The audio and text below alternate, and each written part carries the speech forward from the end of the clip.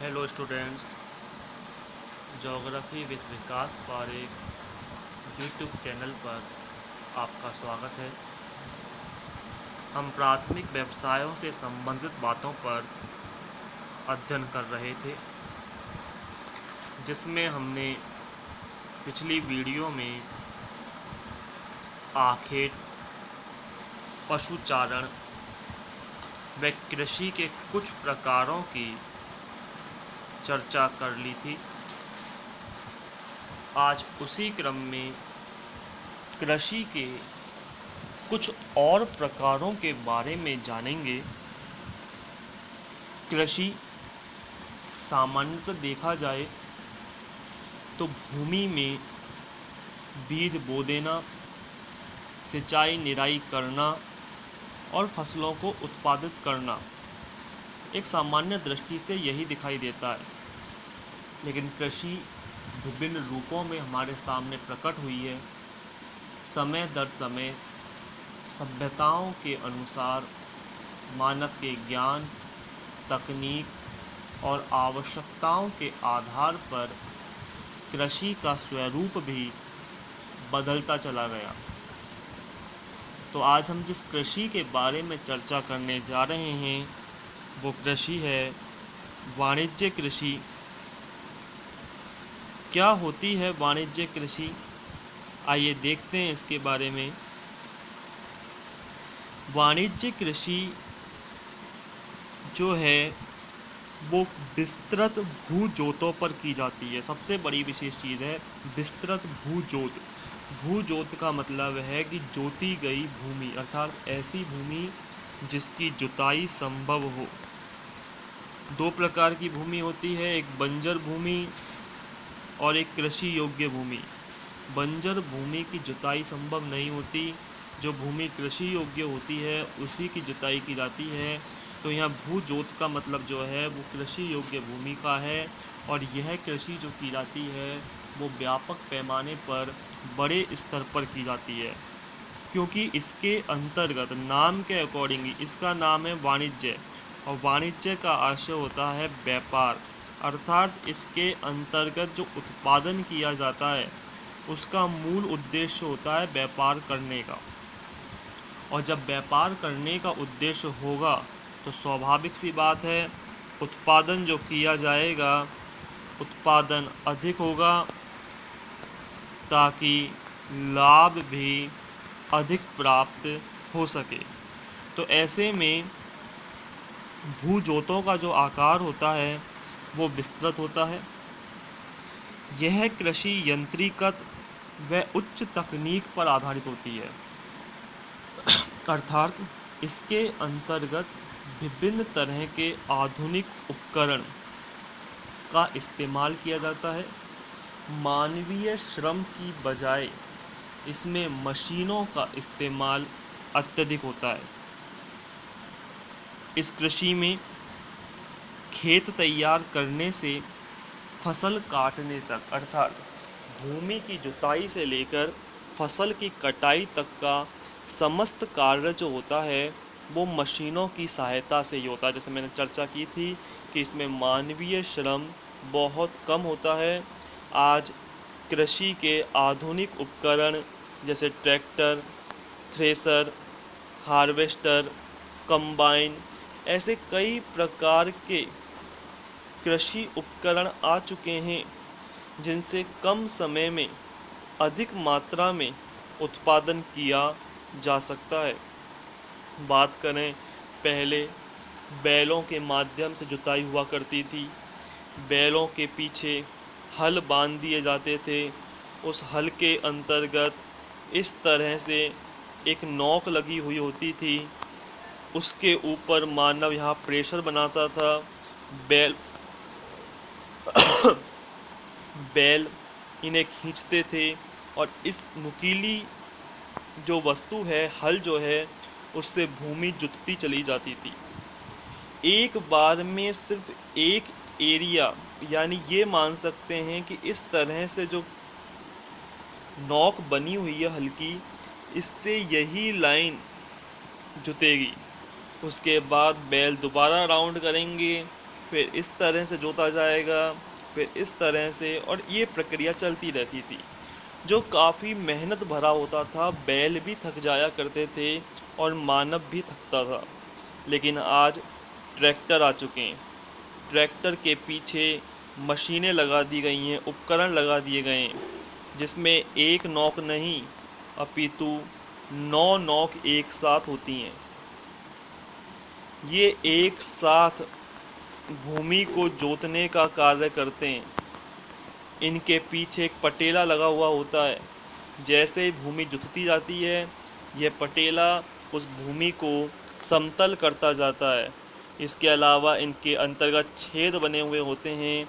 यहाँ किसान बीज डाल देता है और उस बीज से, यानी छेदों के माध्यम से, ये बीज जमीन में गिरते जाते हैं। अर्थात एक साथ सारा कार्य हो रहा है। भूमि की जुताई भी हो रही है, बीज भी हाथ की हाथ बोया जा रहा है और भूमि को तुरंत समतल भी किया जा रहा है। तो ये मशीनों का कार्य हुआ। तो इस कृषि में, यानी कौन सी कृषि में? वाणिज्य कृषि में समस्त जो कार्य होते हैं वो मशीनों की सहायता से ही किए जाते हैं। इस प्रकार की कृषि की जो मुख्य फसल है वो गेहूँ है, क्योंकि गेहूँ एक खाद्यान्न फसल है और इसकी आवश्यकता मानव को सर्वाधिक होती है। इसलिए इसमें गेहूँ को सर्वाधिक रूप से बोया जाता है। इसके अतिरिक्त अन्य फसलें जौ हैं, राई है, तिलहन है आदि का भी उत्पादन किया जाता है। खाद्यान्नों को सुरक्षित रखने के लिए बड़े बड़े गोदाम बनाए जाते हैं। स्वाभाविक सी बात है, जब उत्पादन अधिक होगा तो उस उत्पादित माल को सुरक्षित रखने के लिए, सर्दी, गर्मी, बरसात से बचाने के लिए, विभिन्न प्रकार के हानिकारक कीटाणु, जीवाणु से बचाने के लिए गोदामों की भी आवश्यकता पड़ती है।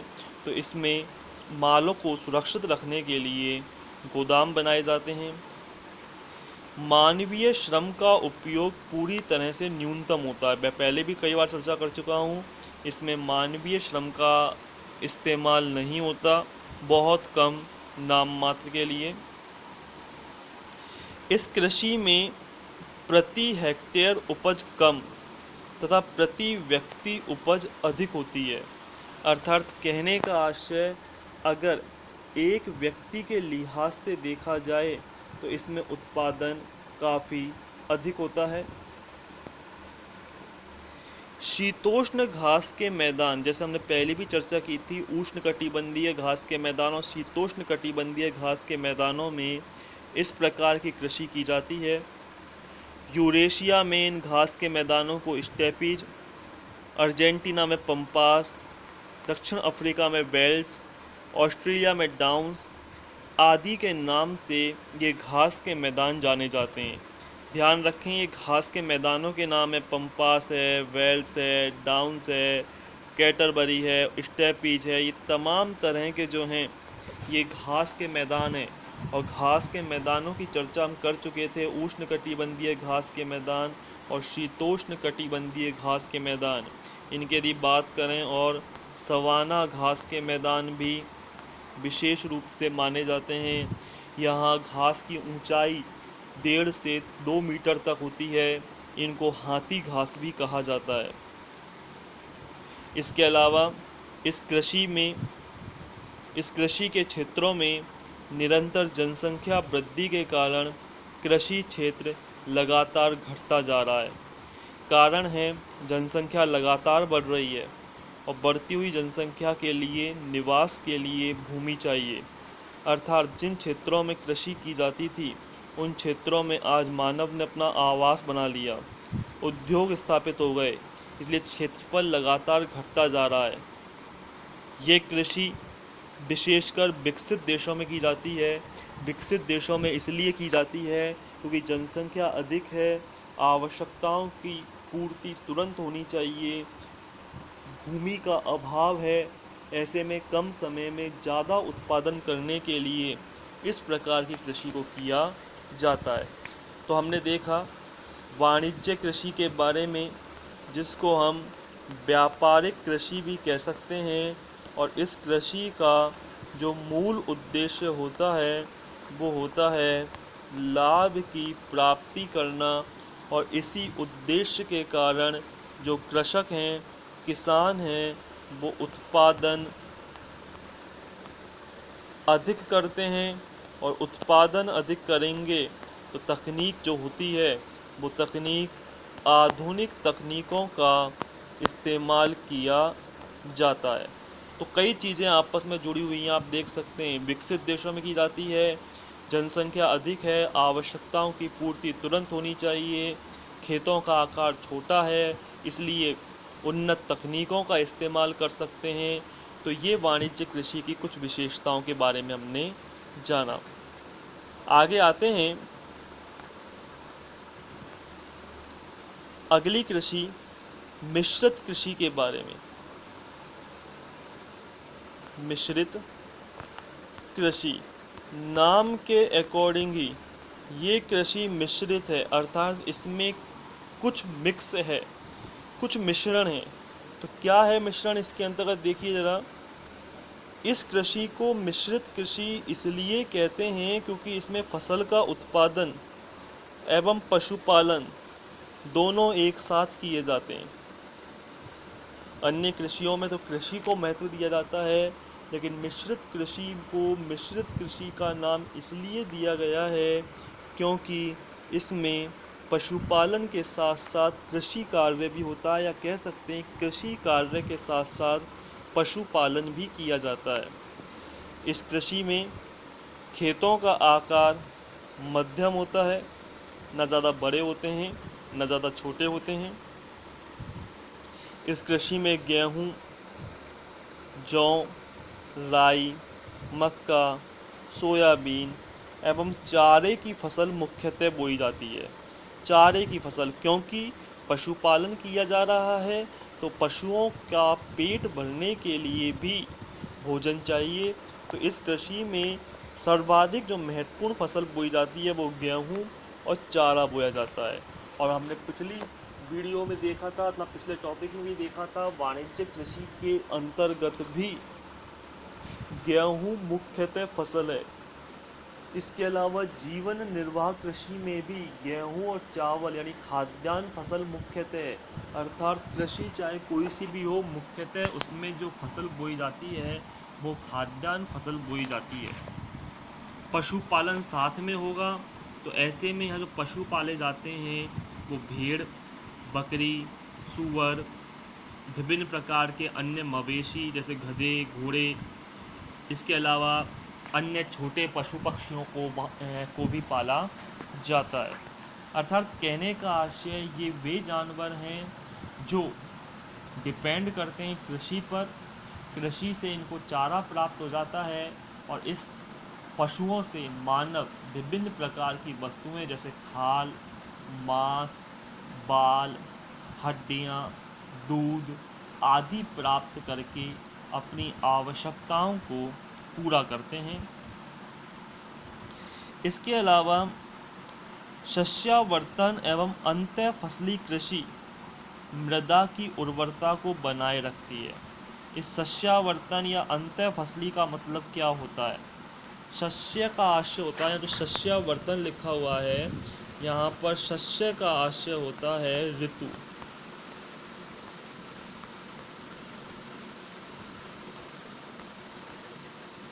शस्य प्रारूप कह सकते हैं, ऋतु कह सकते हैं, फसल प्रारूप कह सकते हैं। अर्थात ऋतु के अनुसार फसलों में परिवर्तन, जो मुख्यतः हम देखते हैं हमारे यहाँ पर रबी, खरीफ और जायद मुख्य रूप से बोई जाती है। ये शस्यावर्तन है, यानी एक के बाद एक कृषि करना। इसका सबसे बड़ा फ़ायदा क्या होता है कि इससे भूमि की जो उपजाऊपन की क्षमता है वो बढ़ती रहती है। अगर एक जैसी फसल को लगातार बोया जाएगा पूरे वर्ष भर तो भूमि अनुपजाऊ हो जाती है। भूमि के पोषक तत्व, एक तरह के पोषक तत्व, मान लीजिए हमने गेहूँ ही बोया और गेहूँ को आवश्यकता है फास्फोरस की ज़्यादा, सपोज करते हैं, तो मृदा में से फास्फोरस की कमी होने लगेगी और अन्य तत्व बढ़ेंगे। तो ऐसे में जो भूमि की जो संतुलनता है वो संतुलन बिगड़ जाता है। ऐसे में कभी गेहूँ, कभी जौ, कभी राई, कभी धनिया, इस प्रकार की अनेक अलग अलग फसलें बोते हैं ताकि भूमि की उपजाऊपन की जो क्षमता है वो बढ़ी रहती है। तो हमने जाना शस्यावर्तन से आशय अर्थात भूमि को फसलों को ऋतुओं के आधार पर उत्पादित करना। इस प्रकार की कृषि में भारी पूंजी निवेश होता है क्योंकि पशुओं को भी साथ में पाला जा रहा, कृषि भी की जा रही है, तो ऐसे में पूंजी का निवेश अधिक होता है। कुशल एवं योग्य कृषक इसमें विशेष रूप से इस्तेमाल किए जाते हैं क्योंकि पशुओं को होने वाली विभिन्न प्रकार की बीमारियों का इलाज करने, उनकी बीमारियों का पता लगाने, उनकी देखभाल करने, कौन सी पौधा उनके लिए बेहतर है, कौन सी फसल उनके लिए बेहतर है, ये जानकारी कुशल कृषकों को ही होती है। तो ऐसे में कुशल कृषक इसके लिए ज़रूरी हैं और यह कृषि महानगरों के समीप की जाती है क्योंकि कारण है कि पशुओं से उत्पादित माल अतिशीघ्र खराब हो सकता है। ऐसे में इस कृषि को महानगरों के समीप करेंगे ताकि उत्पादित हुए माल को तुरंत महानगरों में पहुंचा दिया जाता है। तो कहने का आशय मिश्रित कृषि के अंतर्गत यदि हम बात करें तो मिश्रित कृषि में कृषि के साथ साथ पशुपालन भी किया जाता है और वाणिज्य कृषि के अंतर्गत जो कृषि की जाती है वो व्यापार करने के दृष्टिकोण से की जाती है। आइए आगे चर्चा करते हैं एक और अंतिम कृषि के बारे में और ये है फलोद्यान कृषि।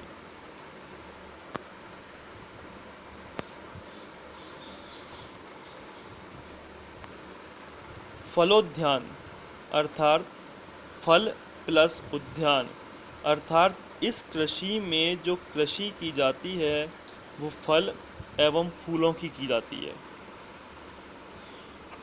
यह कृषि नगरों की समीप की जाती है। कारण है कि नगरों में इनकी मांग अधिक होती है। फूलों की मांग विभिन्न प्रकार के त्योहारों पर, विभिन्न प्रकार के समारोह में फूलों की विशेषकर नगरों में आवश्यकता होती है। फलों की डिमांड गांवों की ज़्यादा जगह बजाय शहरों में अधिक होती है। ऐसे में इस कृषि के अंतर्गत जो उत्पादन किया जाता है वो शहरों में किया जाता है, शहरों के समीप किया जाता है। इस कृषि में मुख्यतः आम, सेब, नाशपाती, केले, नींबू आदि का उत्पादन होता है। यह कृषि किसानों को अधिक लाभ प्रदान करती है। कारण है कि इस कृषि में लागत जो आती है वो कम आती है और लाभ जो प्राप्त होता है वो अधिक होता है। फूलों की यदि हम बात करें तो इस कृषि में विभिन्न प्रकार के ये जो फूल दिखाए जा रहे हैं, इन प्रकार के फूलों की कृषि की जाती है।